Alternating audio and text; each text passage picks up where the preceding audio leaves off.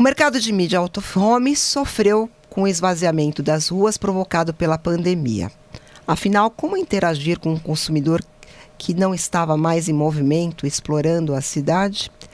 Felizmente, com a retomada gradual da vida e a mobilidade urbana voltando a patamares pré-pandêmicos, o OH se fortaleceu e dá claros sinais de crescimento.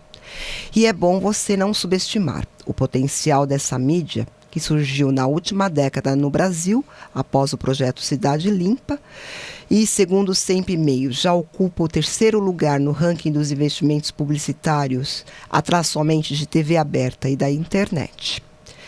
Capturar efetivamente a atenção, justamente quando as pessoas estão em movimento, é sim um tremendo desafio, mas traz retornos contundentes.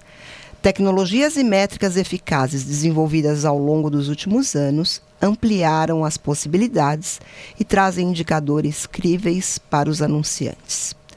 A transformação digital do out of home é uma realidade que tem tudo a ver com o novo jeito de fazer comunicação, aperfeiçoando soluções e também com novas possibilidades que o programático está trazendo. Enfim, temos muito o que colocar em dia por aqui hoje.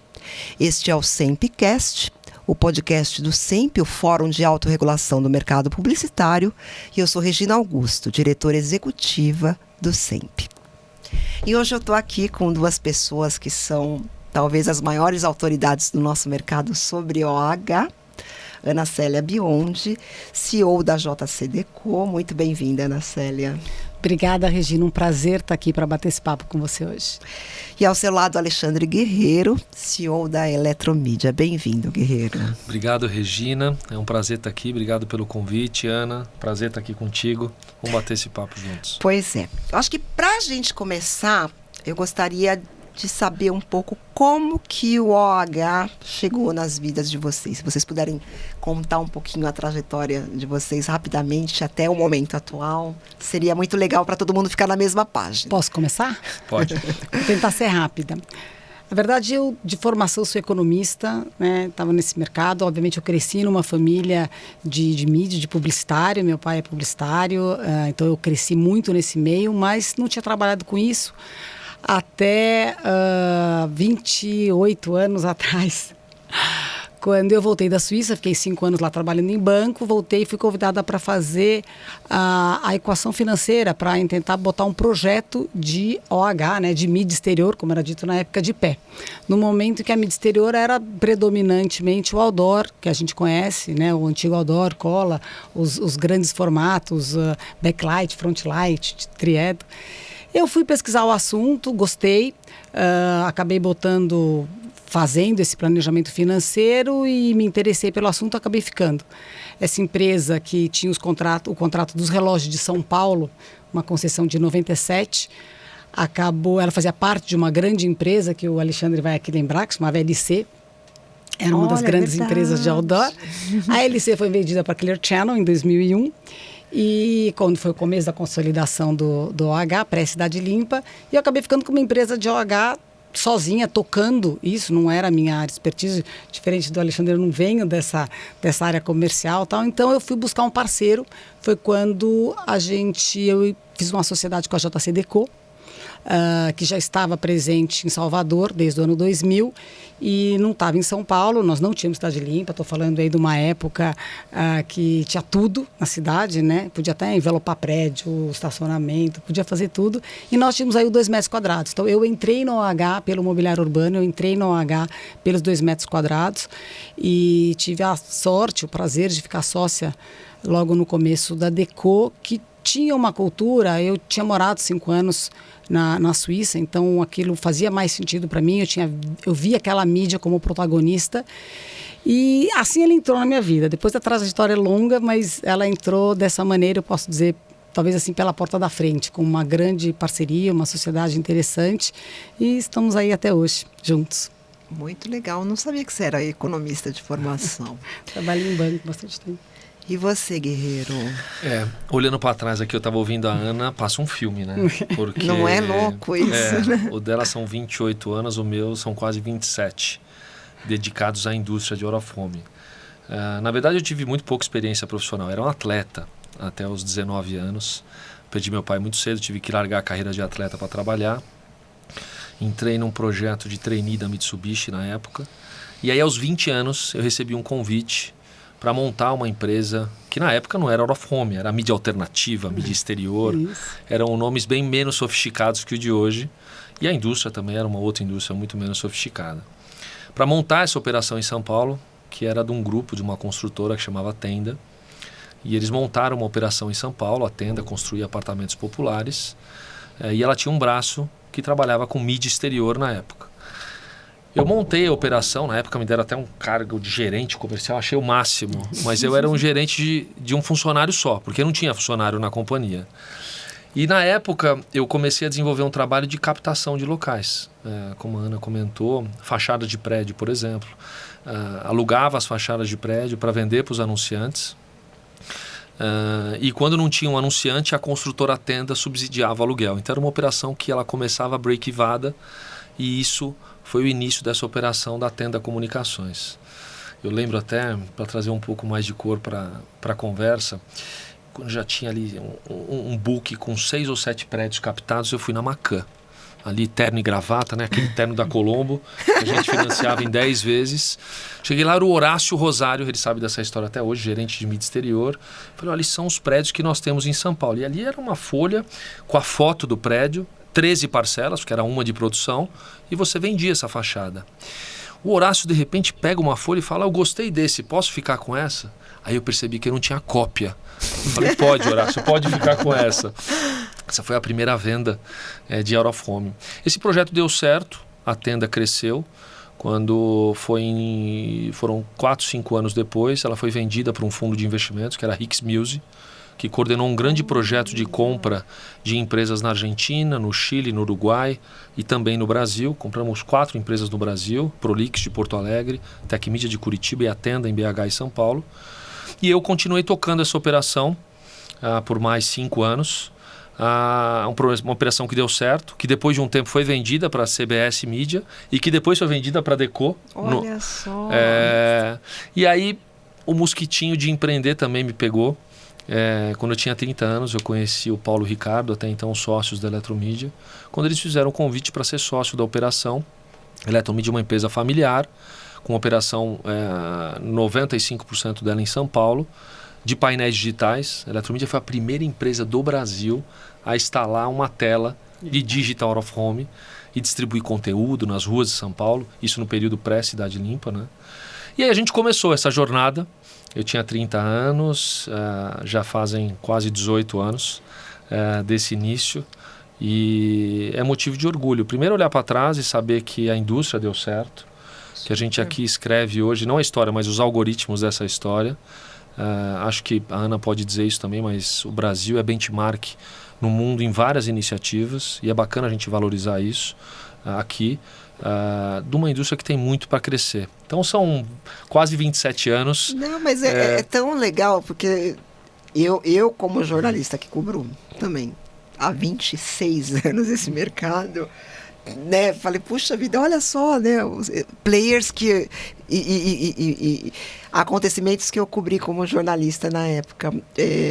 E aí é muito interessante ouvir isso, porque o tema dessa nossa primeira temporada aqui do podcast é gestão de mudança, né? E a gente escolheu justamente, a gente está falando com os diversos segmentos do nosso mercado. Eu acho que o de vocês tem aí um aprendizado de saber lidar com questões muito importantes, como, por exemplo, o projeto de lei Cidade Limpa, né? Um projeto que virou lei, e o renascimento de um setor de uma maneira que é um exemplo, como vocês falaram, né?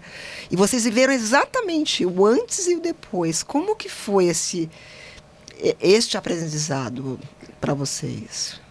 Olha, eu vou dizer o seguinte, as duas empresas que foram muito afetadas, né, em diferentes maneiras, mas hoje eu acho que o Alexandre concorda comigo que foi para o bem, foram mais afetadas na época pela Cidade Limpa foram as nossas. A Eletromídia tinha painéis nas esquinas de São Paulo, digitais, eram os primeiros, tinha um bonequinho que dançava assim, quase batia o carro umas 3 vezes para olhar aquele bonequinho, que era uma graça. E a Publicrono Deco tinha o pequeno formato, né? Quando aconteceu a Cidade Limpa, foram coisas diferentes que aconteceram para as nossas empresas. Os painéis da Eletromídia tiveram que ser relocados para outros lugares e ela automaticamente super respeitou e saiu. E não imaginando que ia ser maravilhoso para ela aquilo que estava acontecendo. Num primeiro momento, eu me lembro que foi muito duro. E a gente... Foi uma outra história, porque a cidade podia tudo, né? A gente estava vindo de um governo que, acho que, aliás, a Cidade Limpa é fruto da desorganização exacerbada e excessiva da cidade de São Paulo, né? A gente sempre fala que a paisagem urbana, ela pertence a quem mora na cidade, né? O munícipe, e ela deve ser administrada pelas prefeituras, né? As administrações têm que cuidar disso. E estava muito mal cuidada, podia tudo, poucas pessoas ganhavam e o cidadão vivia numa bagunça enlouquecida. Hoje, São Paulo virou um exemplo de novo. Acho que nenhum de nós dois aqui prega tirar a mídia exterior da rua, muito pelo contrário, a gente vive disso e a gente gosta disso, a gente quer isso. Só que de uma maneira que agregue. Então, hoje, quando você olha o Out of Home no Brasil, pré-Cidade Limpa e pós-Cidade Limpa, eu digo que a gente era aquele... Você entrava pela porta dos fundos, você tinha uma pecha de uma mídia que não era muito séria, porque tinha gente séria envolvida em muitas coisas. Cidade Limpa fez com que o Out of Home saísse da cabeça do publicitário. Assim. E eu digo, a gente sabe, quem ficou trabalhando em Out of Home entre 2006 foi a lei, 2007 e 2012, sabe o perrengue que era você conseguir fazer uma programação de Out of Home num momento que não estava em São Paulo, e eu, como sendo foi a única mídia que ficou em São Paulo até 2010, foram os relógios da época, mas era pequeno perto de um universo para os clientes. Então foi um desafio gigantesco, né? Você basicamente se achatado, mas eu posso dizer que a gente renasceu de uma maneira incrível, voltou com multinacionais que tinham produtos qualitativos, fundos fazendo consolidação e investindo, e o Out of Home nasceu de uma outra maneira. Ele voltou ressignificado, né? Ele voltou, de novo, foi duro, acho que um dos piores momentos da minha carreira, quando acabou o contrato em 2010, porque teve um gap, né? A gente ficou na rua até 2010 e voltou a licitação, foi em 2012. Então a gente teve que desmontar uma operação inteira, como a Eletromídia não tinha desmontado tudo, mas já tinha migrado isso para fora da cidade. E a cidade ficou durante 2 anos, 2 anos e meio, sem nenhuma mídia exterior, o que também, nas agências, sai do mindset, né? Você voltar depois para convencer. Sim. Então foi um super desafio, mas olhando para trás hoje, você sair do caos absoluto para uma cidade ultra-regulada, que respeita a paisagem urbana. As pessoas descobriram uma outra São Paulo. Obviamente que a regulamentação dos indicadores foi muito importante também, não vamos só esquecer, porque os indicadores poluíam muito, né? Os nomes das empresas, das marcas. E a gente voltou de um jeito que a gente é hoje, né? Com o poder de investir em equipamentos de qualidade, investir em telas fantásticas.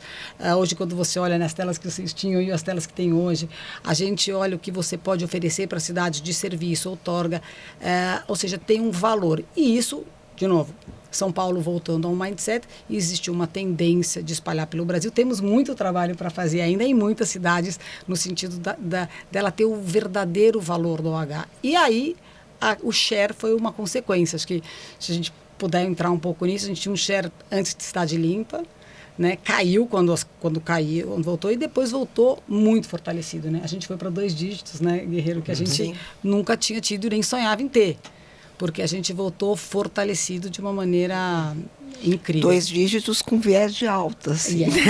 Subindo. A gente, até para tentar ilustrar um pouco, aquele tal do olhar do copo meio cheio, para quem trabalha há 20 e tantos anos em Out of Home, ele se faz presente, né? Porque já teve lei Cidade Limpa, já teve apagão, que na época nós tínhamos que alugar gerador para deixar os painéis ligados na rua. E agora o Covid, né? Que de certa forma talvez sequestrou a nossa audiência. Então essa resiliência e esse olhar do copo cheio acaba de certa forma nos movendo a ser criativo e pensar maneiras de melhorar o nosso negócio. A Lei Cidade Limpa em São Paulo foi muito duro. 90% da nossa receita era em São Paulo, capital, quando você realoca esses painéis para fora de São Paulo, ele te dá um fôlego para continuar operando.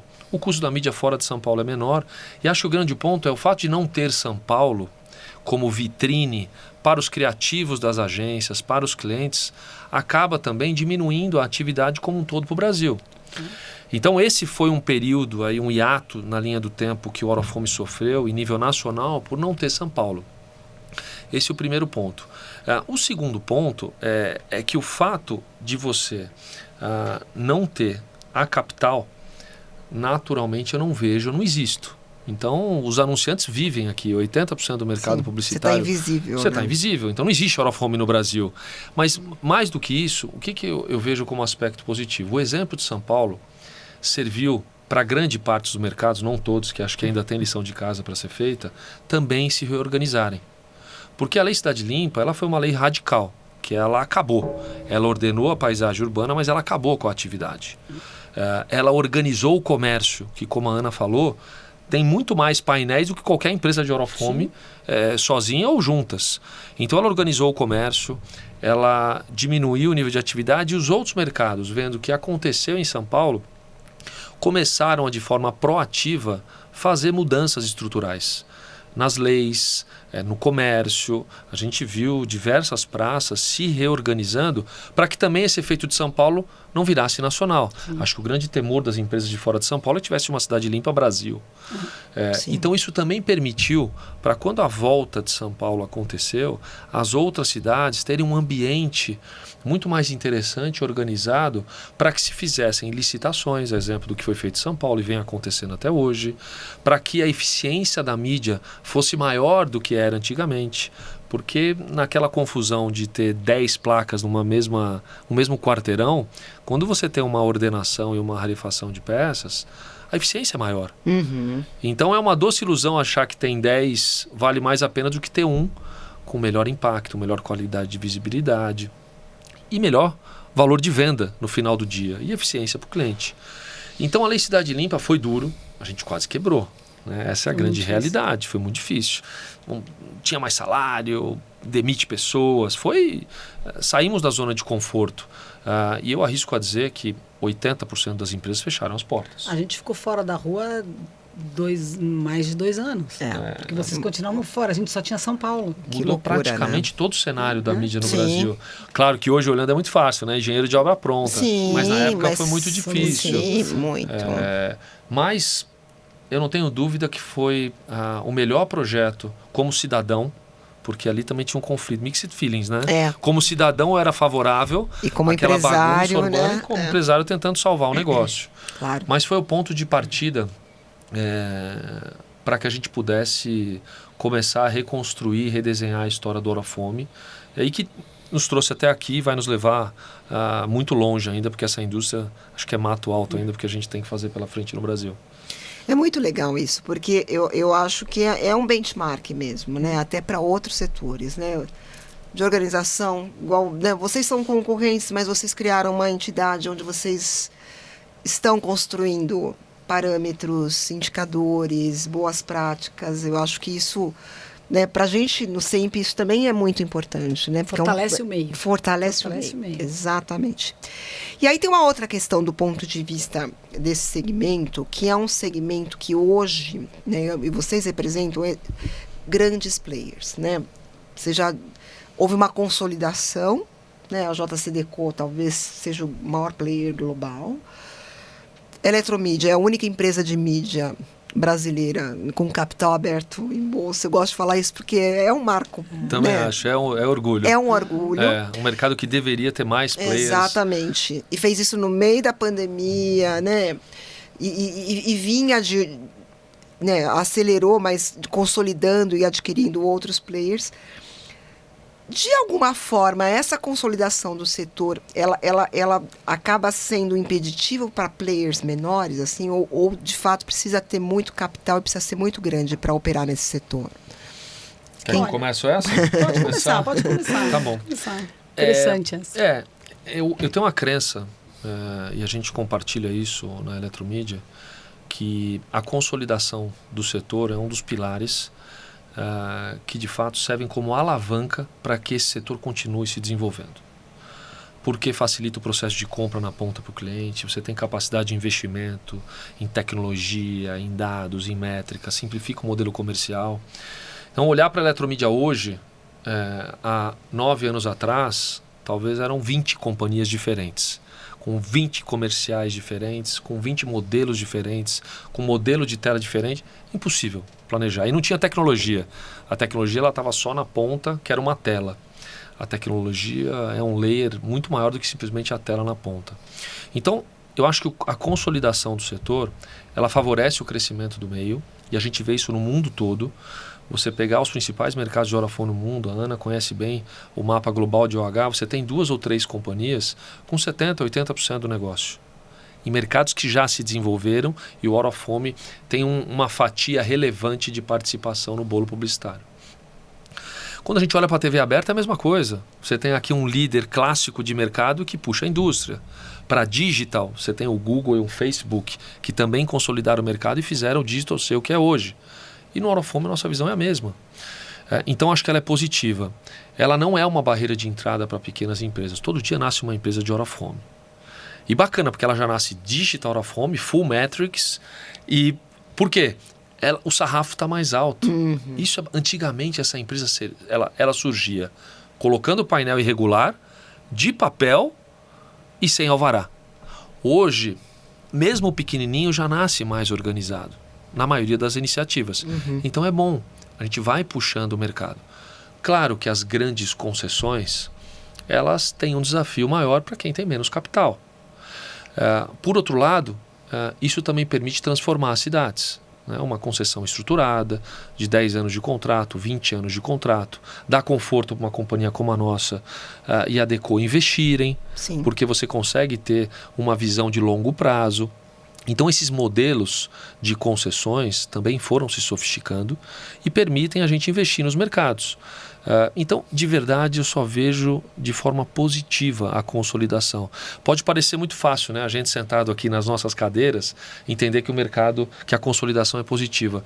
Mas ela é. Por quê? A gente tem que tirar o mercado do que é hoje, talvez 2,5 bi, a gente não sabe o número que o Sempre Meios vai apontar no final do ano, para 7 bi em 5 anos. Sim. É essa a nossa agenda. A nossa agenda nunca foi de rouba-monte. Eu preciso... Não, meu concorrente não é a Deco. A Deco é meu competidor para concessões, é o meu competidor para novos projetos, mas é meu parceiro para poder levar o mercado de OH para um outro patamar. Essa é a nossa visão. E é uma visão que a gente tenta todos os dias reforçar ela na associação, reforçar com os nossos parceiros. Isso é um pouco do que a gente acredita. Muito legal. Você tem alguma coisa a acrescentar, Ana? Eu acho que o que o Guerreiro falou é verdade e só amarrando, acho que é super positivo e não acho isso que seja uma barreira. Por quê? Porque da mesma maneira que a nossa vocação, tanto a Eletromídia como o Deco, é uma concessão, é um longo prazo, é o mercado grande, você tem espaço para pequenos players, para mercados que hoje para a gente não faria nem sentido. E o anunciante, e aí... Vamos lá, nossa vocação é qual? Conectar consumidores a marcas. Eles estão no Brasil inteiro, independente do tamanho das cidades ou de quão distante eles estão dos grandes centros ou não. Então tem esse espaço, né? Você tem um perfil de empresa que pode operar determinados mercados que para nós não faria sentido. Né? Você pode ter produtos com bastante capilarização? Pode, mas você sempre vai ter, e isso a gente vê no mundo inteiro. No mundo você vê players grandes, né? E você vê os locais que operam nicho. Então são mercados de... Às vezes são pequenas cidades, às vezes são lugares, né? Plataformas específicas que para a gente não faria sentido. Então eu acho que para pessoas que são sérias, que estão nessa nova que a gente... Orofone 2.0, né? Com qualidade, com seriedade, métricas, enfim, nesse nosso novo momento, vai ter espaço sempre. Vai ter espaço sempre. E é verdade, né? A gente está vendo assim, empresas de out of home, a gente vê, elas aparecem todo dia. Todo dia. E é maravilhoso. Porque tem esse espaço. Porque cria um que não, ecossistema isso, novo, e né? não vai ser ocupado por... É um business, é o mesmo business, mas com perfis diferentes. Isso acho que vale para todo mundo. A loja de roupa do bairro, a alta costura o grande magazine da cadeia, entendeu? A franquia. E assim, eu acho que esse espaço vai sempre existir. Eu queria falar um pouco sobre o papel da tecnologia para o setor de vocês, que eu acho que, né, o setor é digital out of home, então já tem aí uma conexão com digitalização e tudo mais. E como vocês lidam com mobilidade, eu sei que já tem métricas de geolocalização, de integração com mobile, enfim. Conta um pouquinho sobre como que estamos no estágio hoje e potencialidades que existem no futuro próximo para tornar ainda mais interessante esse setor. Deixa eu começar. Bom, vamos lá. De novo, fazendo um exercício aqui de futurologia, a gente tem uma crença que 3 grandes pilares vão suportar o crescimento da nossa indústria. O primeiro é mercado. E aí, quando a gente está falando do mercado, é o quê? As grandes agências formando núcleos especialistas de OH. E a gente tem algumas iniciativas nessa direção muito bem sucedidas. As agências de OH crescendo, ganhando contas, sofisticando. Isso tem um fator multiplicador, porque as campanhas de OH e o olhar das marcas para o OH vai se multiplicar. Portanto, você tem já uma demanda muito maior sendo gerada. O segundo grande pilar é o que a gente falou agora há pouco, a consolidação, que está em curso e a gente tem participado ativamente dessa agenda. E o terceiro é tecnologia. E aí, tecnologia, Gina, quando a gente olha para uma tela, para nós da Eletromídia, nós nascemos no Pixel, né? Sim. O primeiro painel nosso foi uma tela. A tela é um commodity. A tela é só a ponta que pode te permitir publicar uma campanha de maneira mais sofisticada, trocando uma oferta de manhã, uma oferta à tarde ou num dia da semana, falando do sanduíche meia hora antes do almoço ou uma outra informação dentro do edifício da novela que está começando nessa semana. Então a tela permite que você tenha um formato de publicação muito mais interessante, permite você acessar, por exemplo, uma venda programática, que já tem algumas iniciativas também andando e vem para ser mais uma opcionalidade de receita. A tecnologia, na nossa visão, é toda uma camada de inteligência que vai nos permitir vender audiência e não mais o ponto. E é nessa agenda que a gente está nesse momento. Em janeiro, a gente lança no mercado o Eletromedia Ads, que vai ser a primeira iniciativa da nossa empresa em vender audiência, com audiência deduplicada, com informação de geolocalização, com informação de comércio local, se for interessante, com população economicamente ativa, com TGI, com comportamento de social, por exemplo. Vou poder publicar uma campanha entendendo que eu quero falar com jovens de 18 a 24 anos que consomem fast food. Não importa onde eles estão, porque a gente está falando de audiência. Então isso traz uma mudança de comportamento, de desafio primeiro para dentro de casa, né?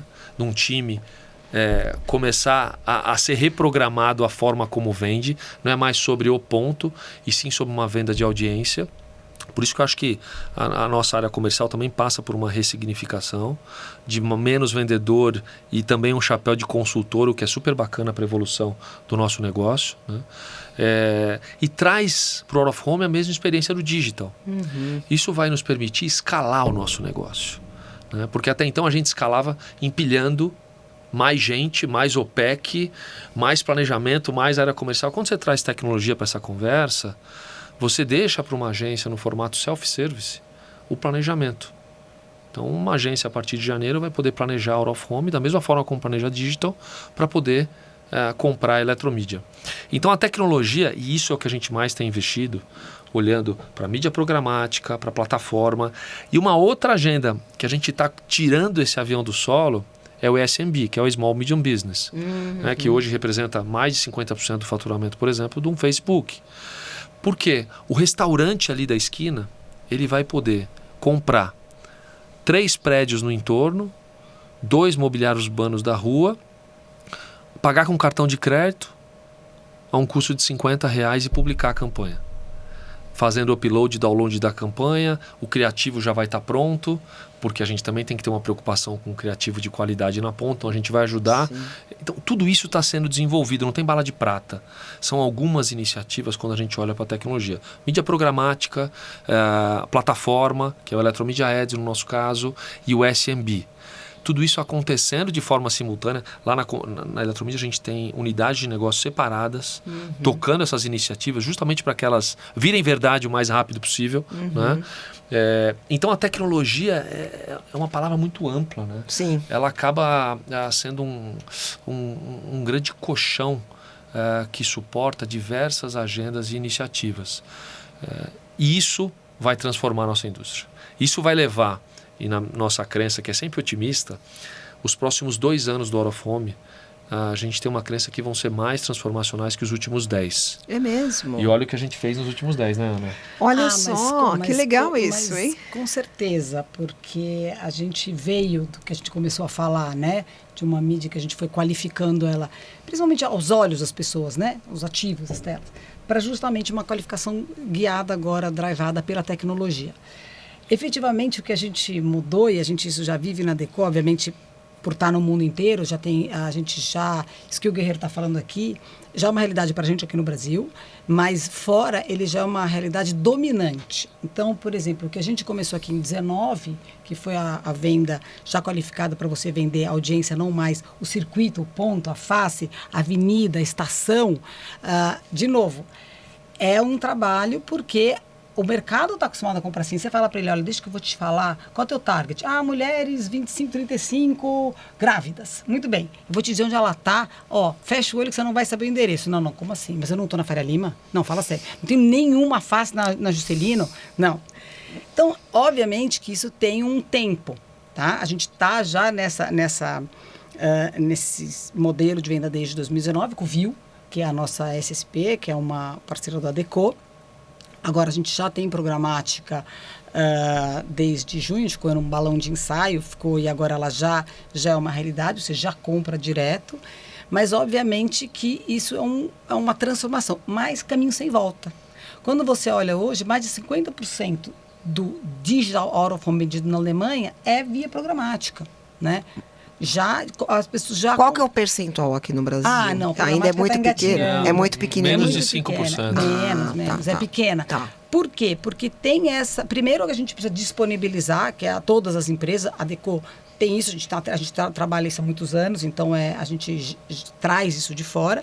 Mas agora a Eletromedia entrando nisso também, mas tem esse processo do mercado, falar com o cherry picking, né, escolhendo e realmente ir para a compra de audiência, o que é interessante porque você vai num bolo de dinheiro que hoje a gente não tem acesso, que é o dinheiro do digital, ele vai comprar direto, então você passa a entrar, né, nesse dinheiro que está reservado para isso. Paralelo a isso, a gente tem o anúncio na rua, que é para o pequenininho entrar lá e comprar, e custa R$57 um relógio por dia. É isso. É incrível. É o SMB. Ele entra, ele já paga com um cartão de crédito e sai, faz a artezinha dele e vai olhar na rua, entendeu? A mídia dele, ou no metrô, ou tanto faz acontecer. Totalmente, a gente vive isso. Mas óbvio que tem um processo, e para isso a gente precisa de muita tecnologia, que é para dizer para o cliente, com dados, onde é melhor você estar, como é melhor você estar. Então, a gente, durante a campanha, avalia, entendeu? Se o que ele queria falar é o que as pessoas estão visualmente vendo, né? Eu quero falar de um sanduíche ou da minha marca, de um produto. Então, a gente mede isso durante e o depois, ou seja, aquilo lá mexeu o ponteiro da agulha dele, a atribuição, aquilo lá funcionou. Porque o que a gente quer é que tenha efeito para que o cliente fale, uau, isso é muito bom, e volte. E isso, os dados e inteligência. A gente tem um departamento dentro da Adecco Mundo que chama Data Corp, que tem um programa de Data Solutions com N ferramentas, justamente para a gente poder dizer aonde estar e como você está durante a sua campanha e depois como foi. Né? Então, eu acho que isso transformações, elas só vêm travadas por tecnologia, né? Você não tem uma mudança, uma transformação sem tecnologia por trás. E as pessoas, é engraçado porque elas pensam primeiro na tela, né? Mas o que está por trás da tela é muito maior. É o que faz a diferença. É o que faz a diferença. É o que faz. A chegada de 5G impacta também o mercado de vocês de alguma forma? Olha, ela impacta menos do que todas as nossas questões de métricas, porque, assim, de novo, o hardware nosso, que é o que as pessoas acabam vendo, a tela, hoje já tem conectividade o suficiente, nossa demanda não é de tanto peso. A gente já consegue, sem o 5G, fazer campanha, como ele falou, vamos anunciar a cerveja de tarde, o sanduíche de manhã, né? Óbvio, acho que o 5G vai impactar na vida de todo mundo, né? Sim. Nós, na Deco, já estamos pensando... Você tem uma ideia? Como é que o carro autônomo vai impactar na nossa mídia? Você vai andar no carro lendo seu livro, seu Kindle, ou você vai ter mais tempo para olhar para fora? Então, hoje as reflexões que a gente faz na Matriz, elas são muito olhando para frente isso. A tecnologia, que o 5G vai trazer o carro autônomo, né? Porque sem 5G não funciona. Isso. A hora que funcionar o carro, as consequências do 5G vão nos impactar de que maneira? Entendeu? Então, a gente está olhando muito mais isso, que essa tecnologia vem e como ela nos impacta com o que ela traz. A agenda de tecnologia, olhando especificamente para o 5G, que é a bola da vez, ela interfere em termos de você ter uma capacidade, uma velocidade maior para eventualmente ter uma malha cobrindo um continente chamado Brasil, né? E que não necessariamente a Faria Lima é igual a outros mercados que a gente sabe o desafio que é. Mas traz eventualmente algumas oportunidades. Por exemplo, nós não imaginávamos nos modelos comerciais que a gente poderia alugar um abrigo para instalar uma antena de 5G. Então, isso nasceu como uma receita acessória que não estava precificada em nenhum modelo quando nós ganhamos alguma concessão, que o sinal de distribuição do 5G ele passa a ser feito muito mais com as malhas no nível da rua e com uma quantidade de antenas muito maior do que era o 4G com as antenas nos telhados dos prédios. Então a gente já tem, por exemplo, em Campinas e em São Paulo, duas iniciativas em formato de teste de antenas de companhia de telefone celular reproduzindo sinal 5G. Então, é um efeito colateral, né? Que não é óbvio, uma receita acessória, mas que traz uma possibilidade para a mesa que não estava precificada. Mas eu acho que quando a gente olha para o Brasil especificamente, eu estava lendo um dado interessante globalmente. Globalmente, a Ana está certa, a agenda de dados e métricas andou mais rápida que a do Brasil. A gente está soltando isso agora e começando a ser relevante no mercado.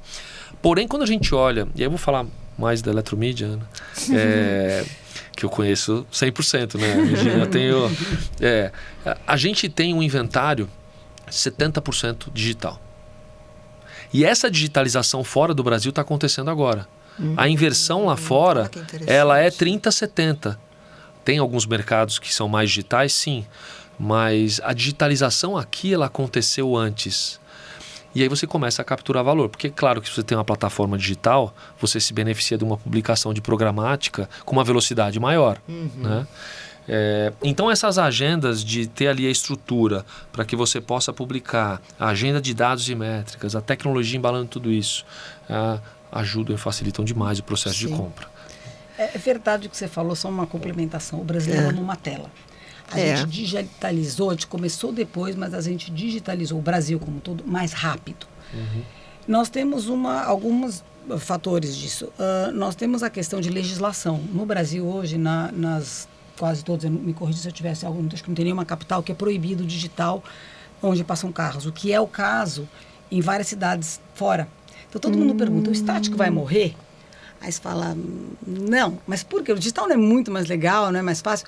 Acontece que nós temos cidades, Paris é um exemplo, que você não pode ter o digital em contato com vias onde circulam carros, só onde é pedestre. Então, óbvio, eu acho que o Brasil foi muito rápido, ele digitalizou mais rápido que os outros países, principalmente de 2020 para cá. Né? Em pandemia a gente teve um crescente. Que não necessariamente é uma vinheta em formato de vídeo. Ela é uma plataforma digital com anúncio estático. Sim.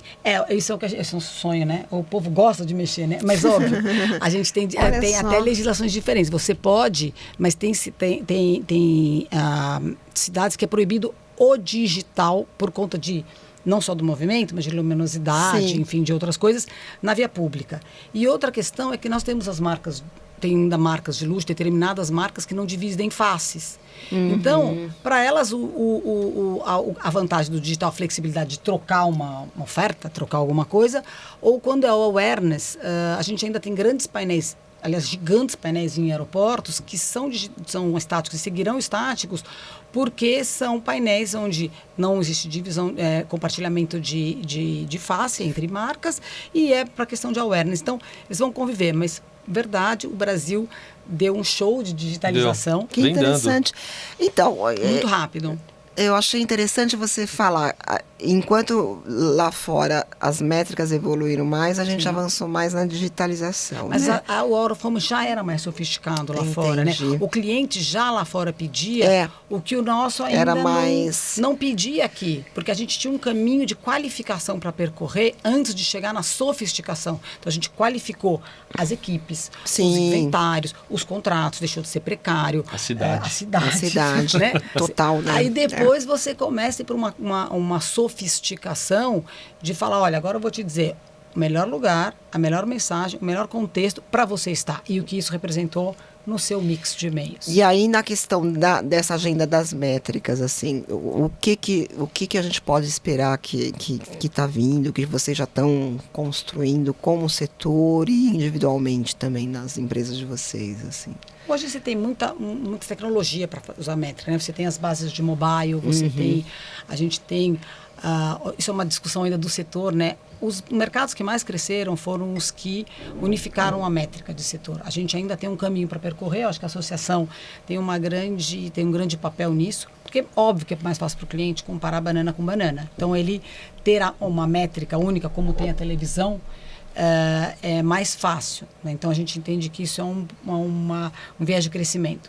Mas a gente ainda tem um caminho para percorrer. Por quê? Porque métrica ainda não é barato, né? Métrica é caro. E para você dar acesso, democratizar, como eu chamo, as métricas para todas as empresas, vai um tempo ainda. Eu acho que a gente ainda precisa evoluir nessa questão. A gente tem o Mapa OH, que a Eletromídia também nos ajudou a construir, que já é aceito pelas agências, tem aí uma relevância no mercado, mas a consolidação de métricas do Out of Home, ela está acontecendo, né? Já tem muita coisa. Hoje a gente já tem né, o programa DECO, a gente oferece muita coisa, tá? Mas não é ainda uma coisa democrática. As outras empresas, o que o cliente olha e fala, esse número eu comparo com o da Eletromídia, que eu comparo com o de 1, 2 ou 3 ou 4, entendeu? Então a gente ainda tem esse caminho para fazer. A gente fez um investimento nessa direção em 2021. Nós adquirimos uma startup de tecnologia no Alvo. E todo esse modelo de métricas que a No Alvo tinha na plataforma está sendo a grande base para o nosso desenvolvimento. Então, até 2021, a gente veio crescendo com um desafio muito grande de dados e métricas. O Mapa OH, como a Ana comentou, era a principal iniciativa, ainda com o desafio de ser só em 2 mercados, focado em imobiliário urbano, depois entrou o módulo de transporte. Como escalar isso em nível nacional? Porque a nossa empresa está em várias cidades, né? Sim. A Eletromídia está em 78 cidades. Como é que você escala as 5 divisões de negócio, cada uma com o seu desafio de medir? Um edifício você mede de um jeito, a rua de outro, o aeroporto de outro. Então, a No Alvo, quando ela chegou, e aí todo um time de cientistas de dados, de engenheiros de dados, de tecnologia, e a gente, desde o ano passado, começa a entregar dados comparáveis, como a Ana comentou, de TV, GRP, TRP, HIT, frequência, básico, né? Para depois evoluir olhando para comportamento de social, para dados de mobile. E aí você tem diversos stakeholders que orbitam em torno da indústria de OH e que estão tentando também descobrir modelos. Mas eu acho, e eu concordo com a Ana, que essas iniciativas em algum momento vão convergir e a gente deve ter uma métrica única para que facilite no final do dia o outro lado da mesa da agência e do cliente, né? É um pouco do que a gente acredita lá na frente. Mais um benefício da consolidação. Exatamente. Que permite a Deco trazer o que tem de fora, a Eletromídia desenvolver, outras empresas. Isso lá na frente começa a ter um grande grupo que vai organizar, entender quais são as melhores práticas, o que a gente tem de bom, como que dá para sofisticar, e via associação, eventualmente, é um grande canal para a gente poder horizontalizar esse conhecimento. Ótimo.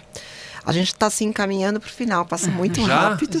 Mas eu queria, né, eu tinha ali alguns macro temas, tecnologia, métricas, e eu não poderia deixar de falar sobre criatividade, né? Que no final a nossa indústria também é sobre isso. Qual que é o papel da criatividade no OH? Ele é tudo. Fundamental. Ele é fundamental. Porque, na verdade, assim, eu acho que até pós-pandemia, né, a rua voltou ressignificada. A gente passou a dar valor para ir para a rua. Né? Sim. Porque antes a gente ia para a rua. De repente, nossa, a gente está podendo ir para a rua. Então, a rua voltou ressignificada.